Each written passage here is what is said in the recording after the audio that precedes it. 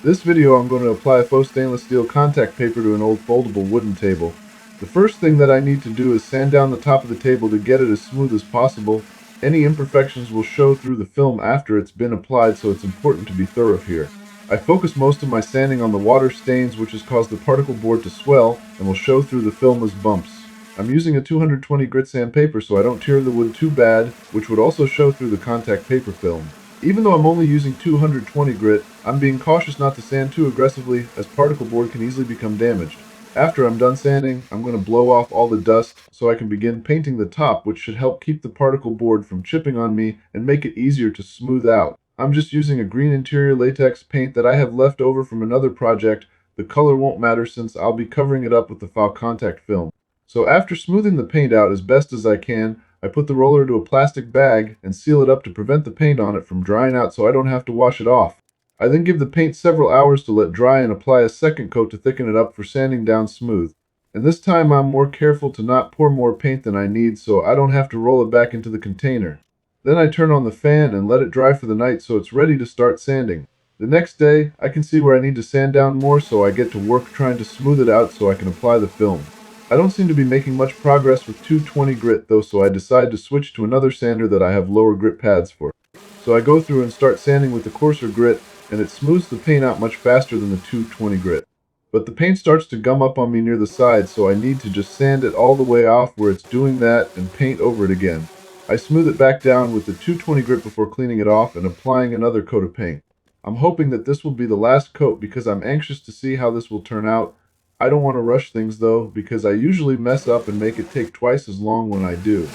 So I give this a couple days to dry since the paint gummed up on me, and then I start off sanding with the coarser grit before finishing it off with the 220 grit. This time around, I'm not pushing that hard with the coarser grit since I suspect that may have been a factor in the gumming up of the paint as well. I'm pretty much just letting the weight of the sander do the work on all the spots that are already smooth, and I only push down a little bit on the spots that are higher than the others. That is only for the coarser grit sandpaper though. For the 220 grit I apply an even amount of pressure and focus mostly on the areas that are sticking out under the light. This is the final step for sanding, so I take my time. Then when I think I'm done, I clean off all the dust and inspect the top very closely to find imperfections, since they will show through the film after it's been applied.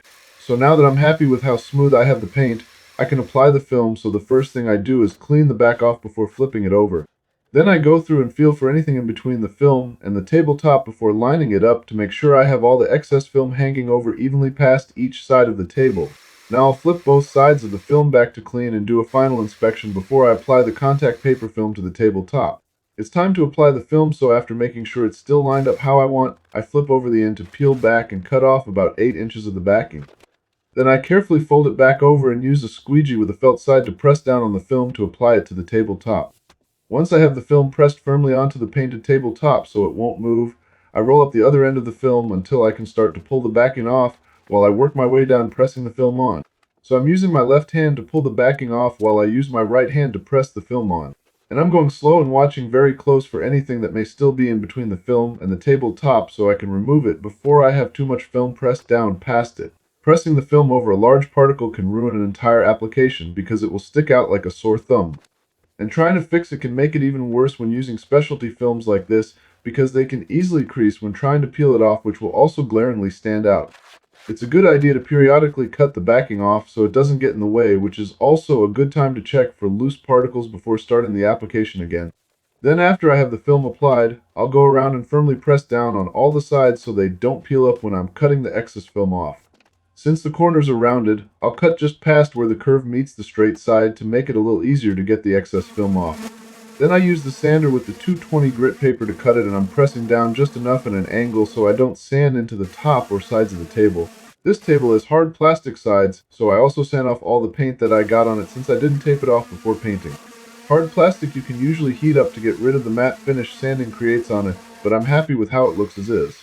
So I just blow off all the dust, wash it off with a 4-in-9 cleaning spray, and I'm done. I'm really happy with how this turned out. The film is kind of expensive, but it was still cheaper than buying a new folding table, and I think it looks a lot better too. Hopefully this video has helped, and feel free to ask any questions that you still may have in the comments. Thank you for watching, and please like and subscribe for more quick and on-point videos.